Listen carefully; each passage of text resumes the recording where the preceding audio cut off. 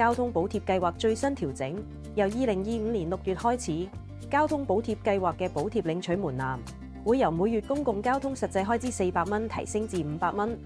對超出嘅開支提供1/3嘅交通津貼，上限維持400蚊不變。所有透過八達通支付嘅公共交通開支都可以獲得補貼，包括港鐵、巴士、渡輪嘅月票同日票都屬於補貼範圍內，即港鐵嘅都會票同全月通等都可以獲得交通津貼。如果係用現金或者八達通以外方式購買指定車船票，就需要喺購票當日起計30日內登記，只要攜帶需要登記嘅車票、收據同八達通，去指定車船票自助登記站，根據登記站指示拍卡，輸入收據登記號碼或者掃描二維碼，就可以完成登記，十分方便。大家要記得，每個月16號開始可以領取上一個月嘅交通津貼，